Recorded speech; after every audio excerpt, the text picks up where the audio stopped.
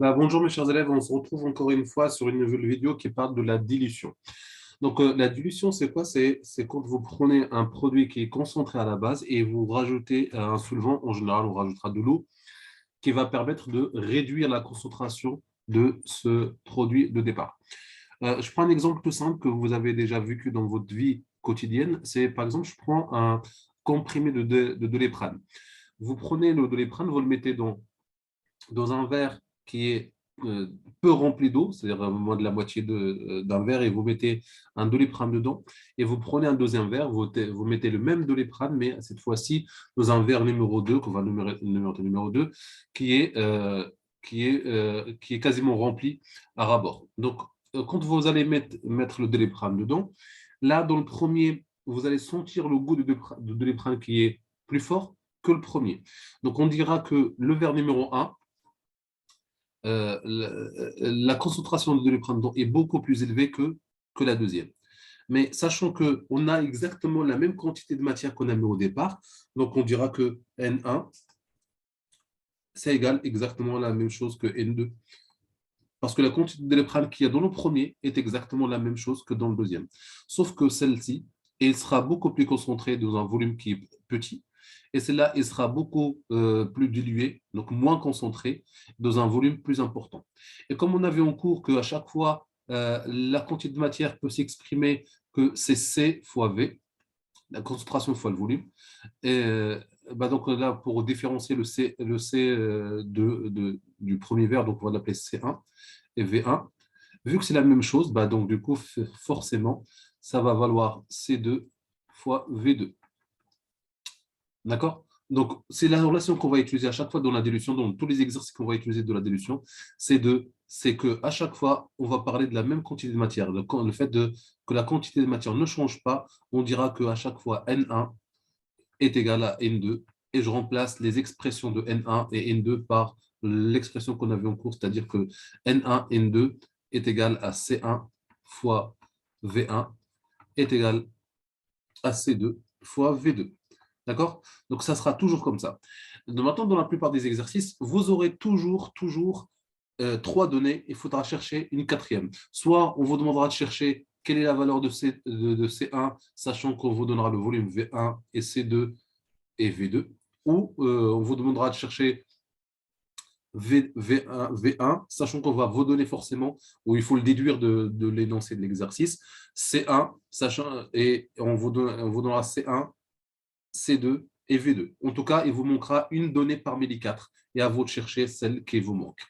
D'accord? Donc, on va faire un exercice d'application ici, assez simple, qui fait appel à cette notion d'élution. On vous dit, pour les besoins d'une expérience, on dilue un volume de 20 millilitres. Donc, il faut reconnaître ici, il faut savoir repérer les éléments qu'on va utiliser. Donc, 20 millilitres, voilà, donc ça, c'est un volume. Il faut savoir ça correspond à quoi. D'acide chlorhydrique de concentration molaire égale A, donc ça, c'est un C, la concentration, dans une fiole jaugée de 200 millilitres. Donc, ça sera le volume final de quelque chose. Donc, le but ici, c'est de relever c'est quoi le C1, C2, V1, V2. La question qu'on vous pose, c'est de calculer la concentration de la nouvelle solution. Donc là, on cherche la concentration. Donc, ça sera C2. C'est ce qu'on cherche à la fin. Donc, on vous dit qu'on va diluer un volume de 20 millilitres d'acide chlorhydrique. Donc, ça, c'est C1. Donc, on part de ça. Qui a une concentration de 0,1 mol. Donc, ça, c'est C1. D'accord? Dans une fiole jaugée de 200 litres, ça sera notre volume final, donc V2. D'accord? On cherche C2. Donc, l'égalité qu'on vient d'observer à l'instant, c'est à chaque fois C1, le nombre de moles ne change pas, la quantité de matière ne change pas. Donc, du coup, c'est C1 fois V1 est égal à C2 fois V2. Cette égalité, vu que c'est une égalité, on peut la mettre d'un côté ou de l'autre. Donc, c'est la même chose que d'écrire C2 fois V2 est égal à C1 fois V1. Voilà. C'est la même chose. Vu que c'est une égalité, vous la mettez d'un côté ou de l'autre, ça ne change rien du tout. D'accord? Donc, revenons à notre exercice. Vu que je cherche C2, moi, je propose qu'à chaque fois, l'élément que je cherche, je le mets en premier. Donc, je veux dire que N2, la quantité de matière dans la phylogénie, donc c'est-à-dire dans la deuxième, dans la solution finale, est égale à la quantité de matière initiale que j'avais introduite. Donc, la quantité d'acide chlorhydrique qui est dans les 20 millilitres que j'avais de départ, qui avait une concentration C1, c'est la même que je vais retrouver dans la phylogénie, sachant qu'elle sera moins concentrée, parce que je vais la diluer. D'accord? Donc, je remplace N1 par son expression. Donc, ça fera C2 fois V2, qui est égal à N1, je le remplace aussi par son expression. Ça sera C1 fois V1. D'accord? Et donc, du coup, je regarde ce que je cherche. Bah, je cherche, moi, l'élément recherché, c'est C2. Donc, c'est celui-là que je cherche. Donc, ça, je me retrouve avec une équation de premier degré avec un inconnu qui est C2. Donc, pour résoudre cette équation, bah, c'est facile. Je vais diviser les deux côtés par V2.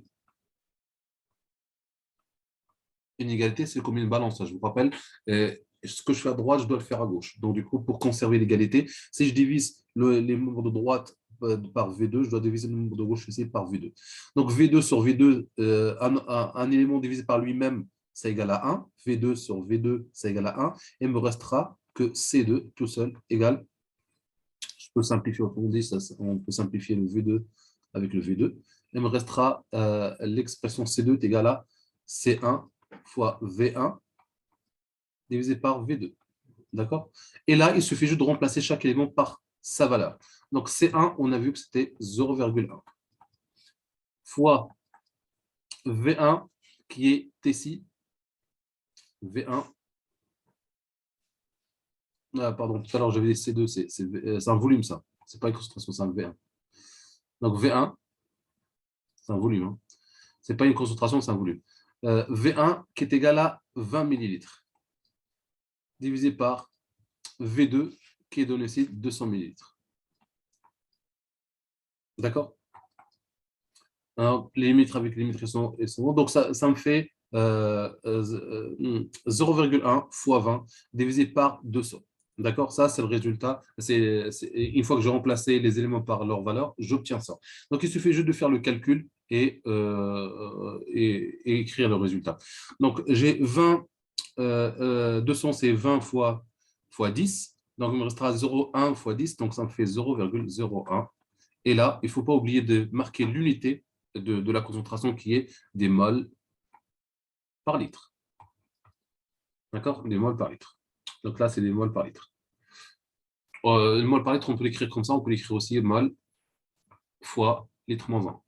C'est la même chose. Voilà. On arrive à la fin de l'exercice. Mais ce qu'il faut retenir, c'est que la dilution, la quantité de matière est toujours conservée. Et à partir de là, on essaie de remplacer l'expression de N, la quantité de matière N est égale à C fois V.